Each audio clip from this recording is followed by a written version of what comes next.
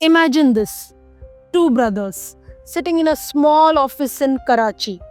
No big bank license, no fancy building. But from that tiny office, money is moving quietly across the world. From drug cartels in one continent to terror groups planning attacks in another to fake currency flooding into India.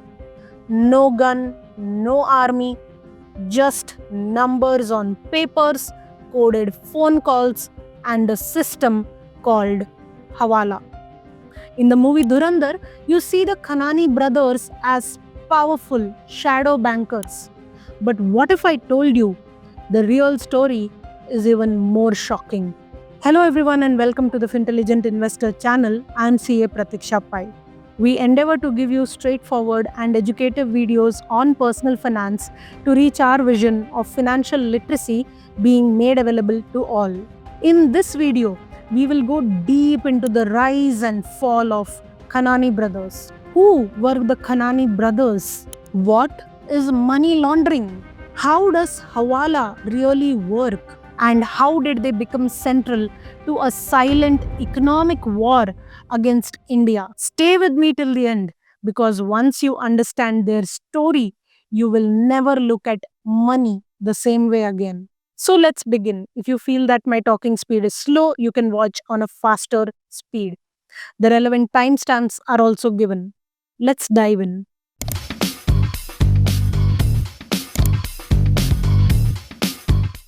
Before we jump into their life story, let us understand the crime itself in a very simple language. What is money laundering? Think of a thief who steals 10 lakh rupees. He can't just walk into a bank and deposit it, right?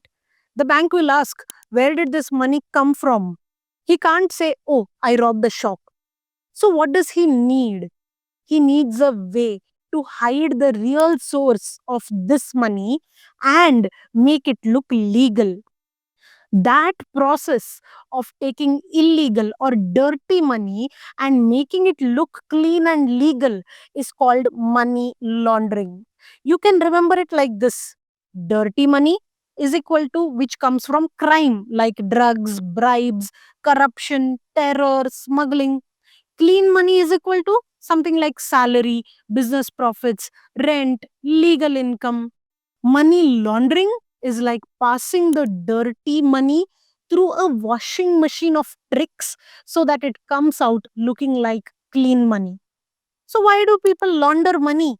Three big reasons: so that they can spend it safely without getting caught by police, so that they can invest it, buy properties, companies, assets, and grow that money, and so that they can move it across borders secretly to fund more crime or terror. If they don't launder money, the cash just sits there, risky and useless. So, money laundering is not just a side activity, it is central to organized crime and terror. Keep this idea in mind as now we step into Karachi, into the world of Khanani brothers. Let's roll back to the early 1990s. Karachi, a crowded city, busy markets, people sending money home from Gulf countries. In the middle of this, two brothers, Altaf and Javed Khanani, open a modest business, Khanani and Kalia International, often called KKI. On the surface, it's a simple, even respectable business, exchanging foreign currency, helping the Pakistanis abroad to send money to their families, doing remittances like many other money changers. To any outsider, they are just helpful middlemen in the financial system. But there are two things that make them different. One, they understand the desperation of people who want to move money quietly. Businessmen dodging taxes, corrupt officials hiding bribes, and of course, criminals. And two, they are willing to bend and break rules for these clients. Slowly, the brothers realize if we are ready to move money that others are scared to touch, there is a huge demand and huge profit. Their small office starts getting interesting visitors. Not just workers sending $500, but men who want to move 5 crores, 50 crores quietly. At this point, they are not yet world famous criminals. They are just clever local operators building a reputation. If you can't send it through the bank, the Khananis will find a way. And the tool they use for this, a centuries old system called Hawala. To understand their empire, you must first understand Hawala. Don't worry, I'll keep it super simple. Imagine this situation. You are in Dubai. Your family is in Karachi. You have 1 lakh rupees worth of dirhams. You want to send it home. If you use a bank, you fill forms, it might be slow, and there is a record of your transaction. But suppose you walk into a small shop, you give them the dirhams, tell them your family member's name and city. Within hours, your family gets cash from a man in Karachi. No bank involved. How did this happen? Behind the scenes, the Dubai agent and the Karachi agent know and trust each other. The Dubai agent now owes money to the Karachi agent. They'll settle this later through trade deals, cash couriers, or by balancing other transactions. This is Hawala, an informal value transfer system based on trust, phone calls, and personal networks, not bank wires.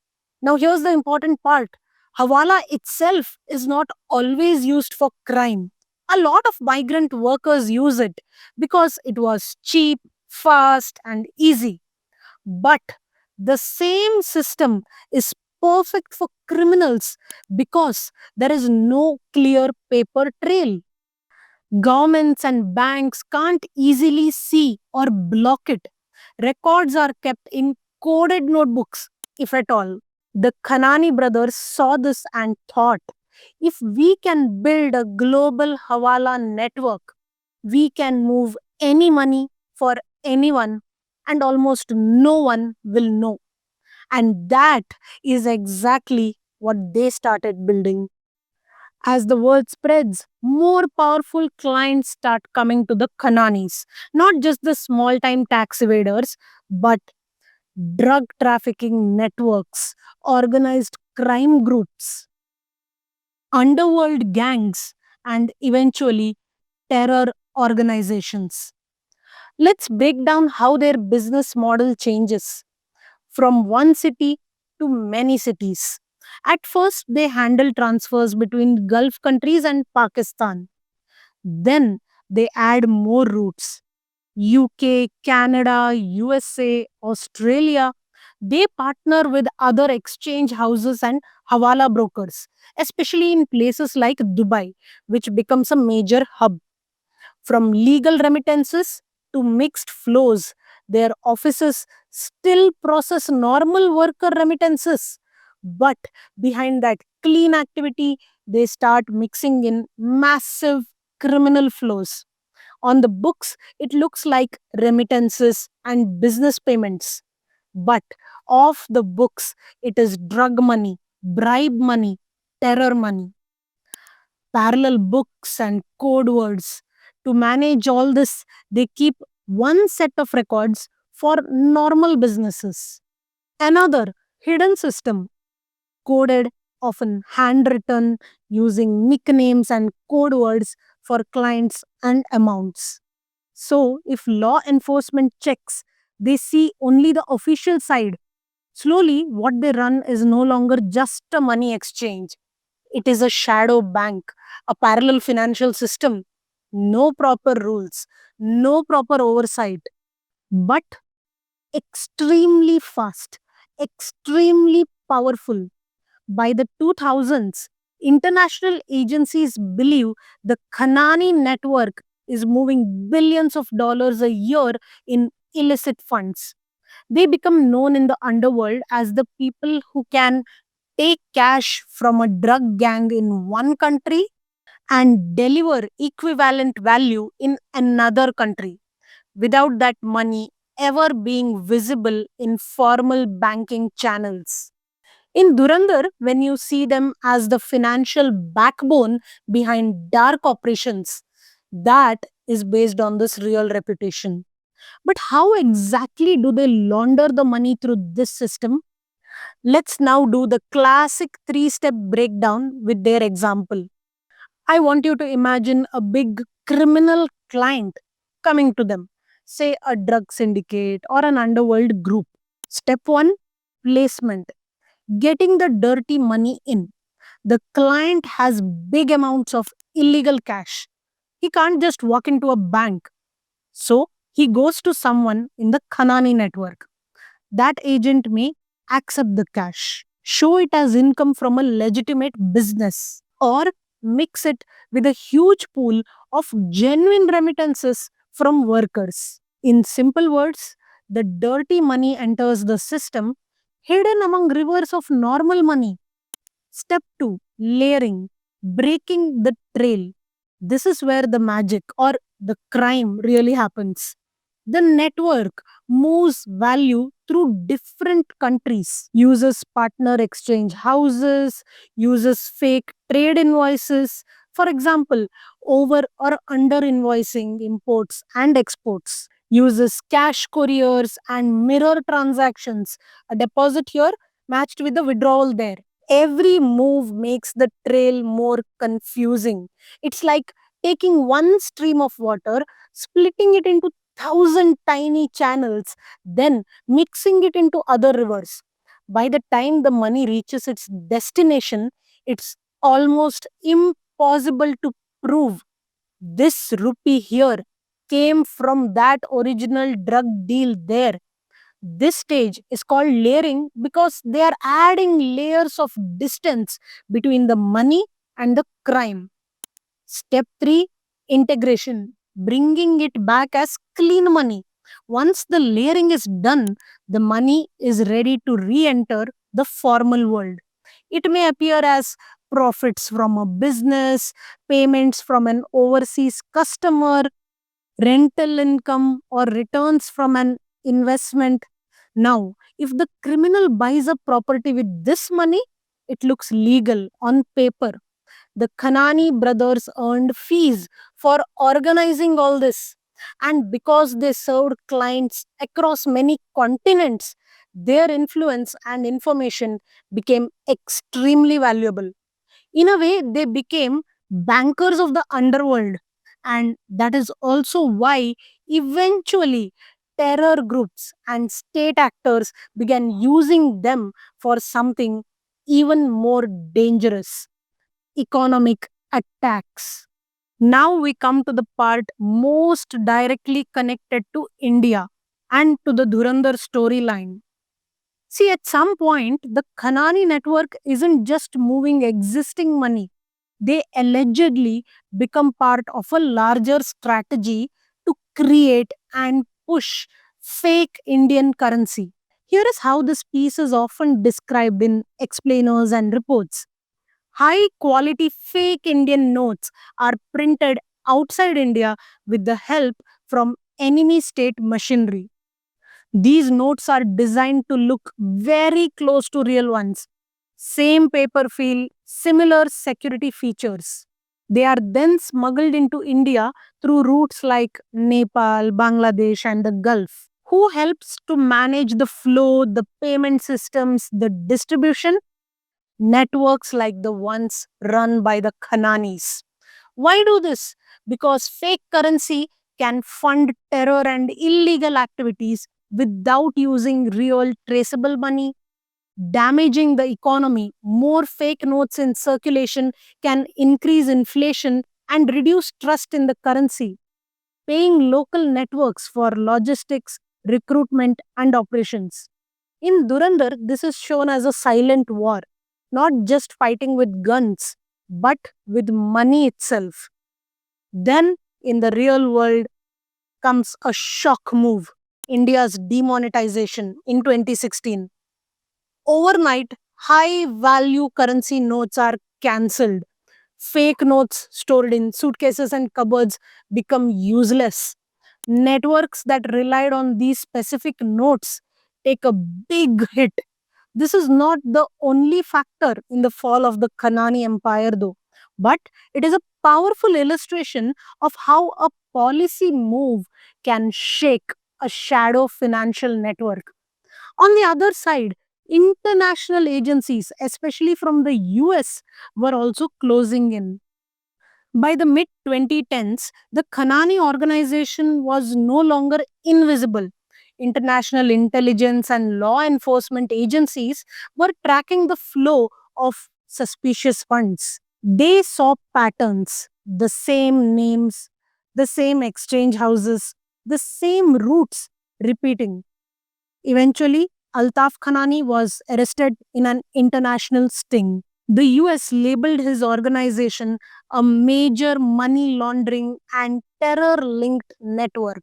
Key partners, especially in places like the Gulf, faced action and sanctions. Parts of the network collapsed under pressure. Javed's end is reported as sudden and mysterious, which only adds to the dark legend around the family. What began as a small exchange shop in Karachi turns into a story of power, greed, quick influence, and then finally downfall. And through all of this, the invisible victim is often the ordinary citizen whose economy is attacked, whose currency is weakened, whose safety is threatened. Let's tie it all together. We started with a basic question: how did the Khanani brothers in Dhurandhar become so powerful? Now you know the full picture. Money laundering is the art of turning crime money into clean money. Hawala is an old but powerful trust based system that can be misused to move money without banks. The Khanani brothers built a giant shadow bank on top of this system, serving drug cartels, underworld gangs, and terror groups. Their network was also linked to fake Indian currency and a silent economic war. Finally, global action and strong policies helped to break this network's back. The big lesson: money can be a weapon just as dangerous as guns. Understanding these systems is the first step to protecting ourselves and our economies. If you found this story eye opening, tell me in the comments which part shocked you the most: the Hawala system, the fake currency angle, or the global scale of their network. If you enjoyed this deep dive, hit like, share this with someone who loves Durandar or crime finance stories, and subscribe for more detailed breakdowns like this. I'll see you in the next video where we will decode another hidden story behind the world of money. Until then, stay curious, stay informed, and never underestimate the power of what looks like just numbers on screen. And of course, stay subscribed, stay connected. Thank you.